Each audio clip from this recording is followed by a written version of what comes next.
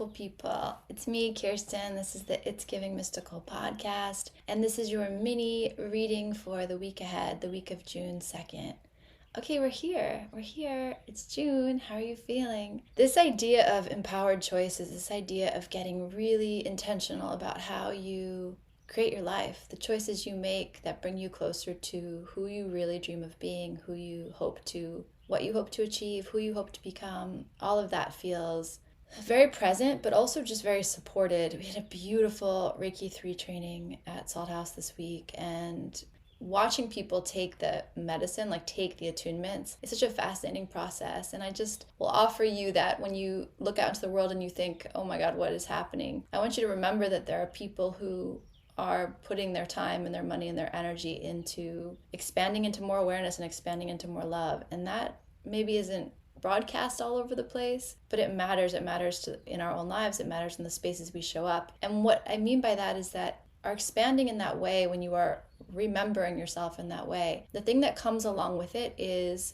this very strong, very clear desire to do what you're here to do, which in most cases is be some type of support to your community, to the world, to your family, to your work, towards your art. I mean, there's so many ways in which we can do that. I just want to remind you that it's quietly done, and yet it's happening all over the place. Really, it has to do with being willing to see yourself, eyes wide open, feet planted, clear. From that place, be able to see other people. It's so special. And God, that sounds so cheesy when I say it, but I don't care. It's a magical thing to witness, and it fills my heart with hope for wherever we're going, whatever we're doing. And the other, part of that, another thing that came up yesterday was just this idea that what you are willing to tolerate is changing. And I think that's happening whether you're attuning yourself to Reiki or whether you're doing some other self-realization, self-development work. This idea of the more you love yourself, the more you hold yourself with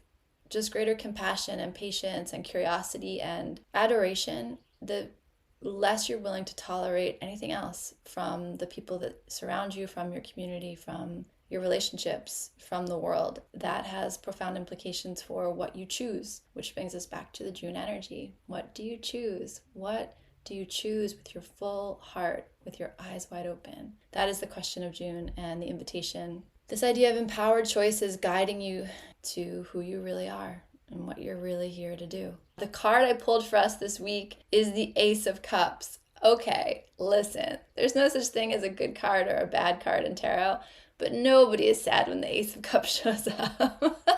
Nobody's bummed to hear that card be the card of the week, and no one is sorry to have a little more love in our lives, to feel the fullness, the beauty, the tenderness of our hearts a little more clearly, to feel the magic of falling in love. And yes, falling in love with people, but falling in love with people so broadly. So maybe it's one special person that you're like, yeah, baby, we're falling in love. Or maybe it's just this idea of people. Maybe your hope is renewed, or your faith in humanity is renewed in some way this week. Or maybe you come back to something that you loved a while ago, like an activity or a hobby or a practice, and you say, oh man, right, I love this. That's what was happening in Reiki 3. A lot of people were like, I haven't been practicing, and I came back to Reiki and it was right there with me. It was right there saying, hey, you want to hang? You want to play? And that's so true in our lives. We're so funny, right? We get in these, we find ourselves in these pickles or these knots or these tangles, and we're like, what will I do? How will I get out of it? And we remember something we used to do, some old practice we had, some old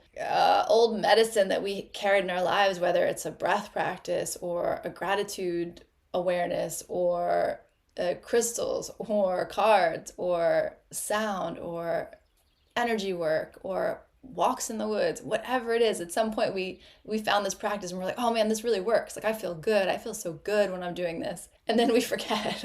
It's so adorable. We're so cute. We completely forget, and we find ourselves in the same tangle and the same knot, and we will kind of reach into our tool bag and pull out these old practices, these old tools, and be like, well, let me just give it a try. And then you do, and you're like, oh my God, that actually works. That shit works.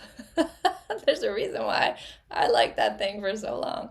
That's also falling in love. Falling in love with I mean, my children, if you don't know that, they're my favorite people in the entire world. I cry just thinking it. They make me so happy. I am so blessed to be their mother and to be their friend and to like just share time with them. They are just the funniest and the greatest. I'll have these moments where I'll look at them, you know, you see them all day, every day, and then you turn and look at them and you think, oh my God, they're different. They're growing up, they're changing. And I can fall in love with them all over again. My one daughter is just so freaking funny. And she tells these jokes that I'm like, where did these things come from? You know, she makes me laugh harder than anyone in the entire world. And I fall in love with her over and over again. Or springtime. I don't know what your garden or life looks like. I hope you have space outside to enjoy. But friggin' the strawberries and the peonies in my yard are like, I'm done. I'm done. I'm done. Like the smell that comes off those flowers and how sexy they are when they fold open and they're so outrageous. And the fact that we can grow our own food. I mean, it sounds again simple and silly, but when you've actually worked a garden and you've seen how hard it is to truly grow your own food and you tend to it and then you get a bushel of strawberries. I did it. I nailed it. That's also falling in love. The Ace of Cups is this like exuberant overflowing of your cup. Like, man, it feels good to be alive. It feels good to be alive. And my cup runneth over. That's amazing. That is such a gift to every space you walk through, to every person that encounters you. And that is the energy that is with us this week. If you are looking for a specific flavor of love or you're hoping to manifest that exuberance, that fullness in your life, it is so here for you this week. Who is sad to hear that message, truly? The Ace of Cups, aces are always a gift. So the idea of the ace is that we don't do it alone. Co-creating, the universe is with us and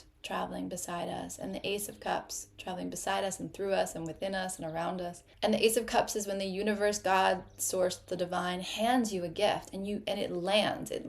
So it's not just this ephemeral idea of what might be, but it actually lands. And the cups is our emotional energy, it's our heart, it's our water and our feelings and love, the embodied lived experience of love. So the Ace of Cups is the universe handing you this gift of love and it lands.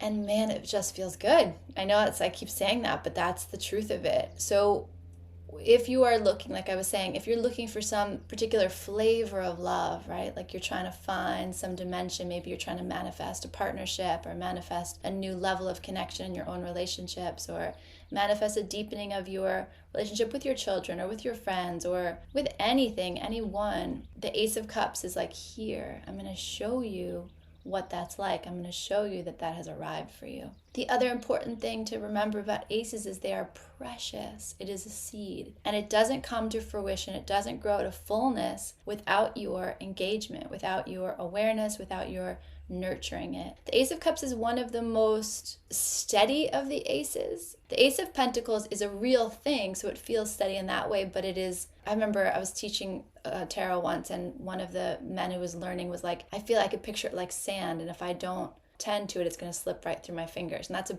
brilliant description of the Ace of Pentacles. It needs to be actively attended to or it will disappear. The Ace of Swords is an idea, an inspiration. It needs to be followed. The Ace of Wands is a spark and it's actually not meant to be held. It's meant to fly free. So the Ace of Cups is, I would kind of argue that it's the most substantial of the aces. It lands the most heavily. Think about that idea of falling in love. You don't miss that. Like you don't, you're not like, oh, miss that one. It hits you like it hits you. And when it hits you deep in your heart. And because of the quality of water to it, it's flowing, but it has its own substance. You can feel it. I've talked about it on this podcast before, and I will talk about it. I talk about it in Circle all the time, that we can't serve from a place of depletion. To be of the most powerful, impactful presence in our lives and in the world, we have to be serving from a place of fullness. And that doesn't necessarily mean intensive self-care. It does mean intensive presence. It does mean like I am here and I am aware of being here and I am present in this moment and my energy is pulled back to me and I am showing up in my fullest vibrational awareness and fullness. That place, there's an overflow of energy and that is the true service. Like that's the real gift, to overflow from that place, because what you're doing it from that space is you're giving everyone else permission to do the same. You're giving everyone else permission to stay with themselves, and serve themselves before they pour over into the world, pour over into another. I hope it makes sense the way I'm describing it, but it's just a much more empowered place to move from. It's much more impactful. There's something, I can't quite work out this analogy, but in my awareness, it has this feeling of a black hole, and I know that's not the right analogy from astronomy or whatever. As we pull our energy in, our gravitational pull becomes even more powerful, even stronger, and our ability to shift the world according to love, moving towards more love, we're just more impactful at it. And you can feel that in your individual experience in life, and you can also feel that, as you move out into the world. Ace of Cups is, I would say, the steadiest of the aces, and it is just the energy of falling in love. So think about that this week. Be in that this week. The universe is offering you the opportunity to fall in love, and whether that's something life-changing or whether that's something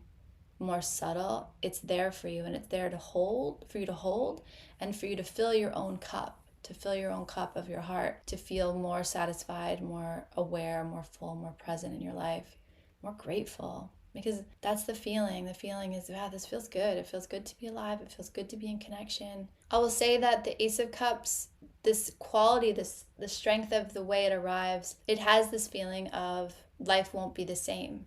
And I don't, that can sound so dramatic, but it's just true. When you fall in love, everything changes. Everything reshuffles itself, reorients itself towards what you've fallen in love with. Things shift to accommodate that fullness, the joy, that satisfaction that comes from that place of love and connection. The energy of June is really powerful, and it is really asking you this question this invitation I keep repeating, which is, are you all in? And the Ace of Cups showing up as this first weekly energy in June just says to me, this is coming from a place of real love and attention and expansiveness. This is coming from a place of the universe saying, you deserve to be so madly in love with your life. You deserve to be so fully in love with who you are and where you're going and how you're living.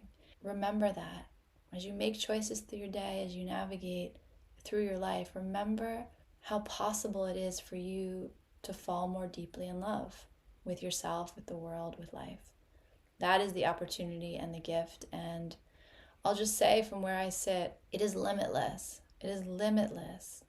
You can fall so deeply in love with your life, and that can keep expanding and expanding and expanding. We really don't understand our capacity for love and our capacity for gratitude and joy and satisfaction. It is truly limitless, truly limitless. I hope you fall freaking madly in love this week, whatever that means for you. I hope your breath catches and your heart leaps and you just have that sensation of, oh man, I am happy to be here now, just like this, just like me. It's worth it. It's worth it.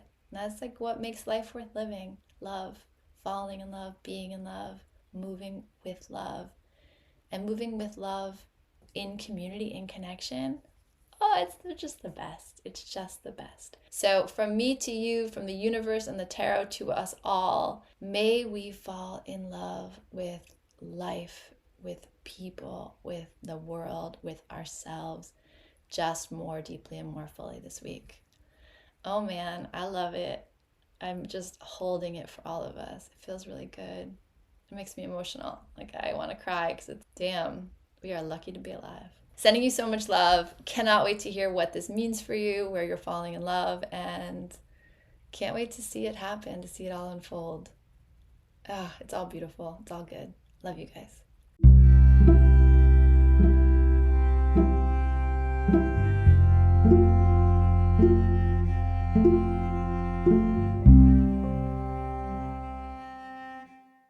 It's giving everything is sacred. It's giving art. It's giving light you up and turn you on and set you free. It's giving curiosity. It's giving freedom. It's giving love. It's giving you are more magical and powerful than you can comprehend. It's giving, I don't know what's happening, but I am so here for it. It's giving you are pure potential. It's giving mystical.